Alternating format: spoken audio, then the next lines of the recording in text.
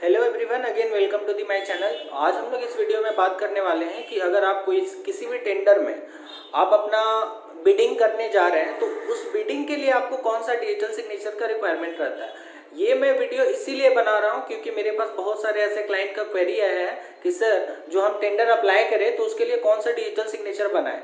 तो digital signature वो बनाए जो आपको काम आ जाएगा। ठीक है, तो इसके लिए क्या करना पड़ेगा कि जो टेंडर डॉक्यूमेंट कंपनी इशू करती है तो उसको आपको देखना है। टेंडर डॉक्यूमेंट में एक क्लॉज रहता है डिजिटल सिग्नेचर का। ठीक है, तो डिजिटल सिग्नेचर का क्लॉज है जहाँ पे स्पेसिफिक रिक्वायरमेंट रहता है बिडिंग के लिए कि अगर आप इस बिड में एप्लीकेशन करने के लिए सोच रहे हैं तो आपको क्या क्या डीएससी का रिक्वायरमेंट को फुलफिल करना पड़ेगा।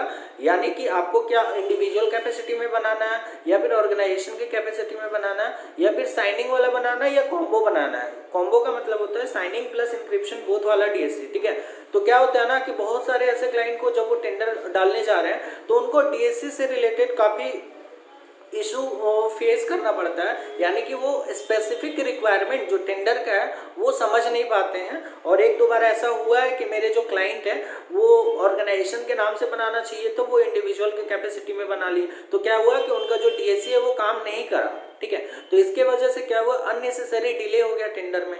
तो ये स्पेसिफिक रिक्वायरमेंट जो है कि टेंडर डॉक्यूमेंट के स्पेसिफिक रिक्वायरमेंट वो पहले जानना बहुत जरूरी है। तो इसके लिए आपको क्या करना पड़ेगा कि आप कौन सा डीएससी बनाएं कि आपका टेंडर के लिए यूज हो जाए।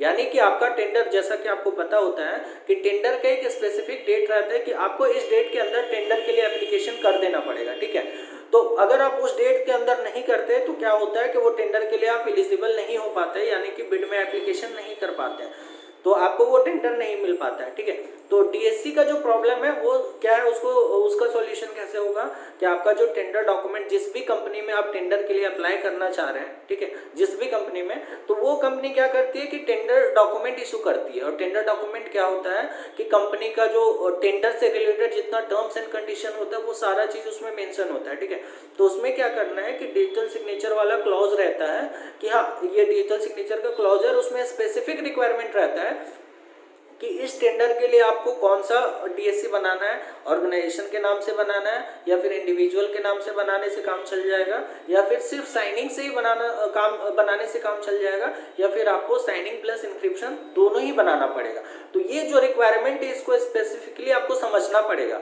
ठीक है, इनकेस आप बिना समझे डीएससी बना दिए, ठीक है, बनवा लिए और उसके बाद वो डीएससी काम ही नहीं आया तो इसका नुकसान क्या हुआ कि आप टेंडर को अप्लाई नहीं कर पाए। और टेंडर को आपको पता है कि बहुत इंपॉर्टेंट हो जाता है। अगर वो जो टेंडर में डील करते हैं उनको पता होता है कि एक टेंडर खोने का मतलब क्या होता है और एक टेंडर मिलने से बेनिफिट क्या होता है। तो इस चीज का जो रिक्वायरमेंट है इसको समझना बहुत जरूरी है।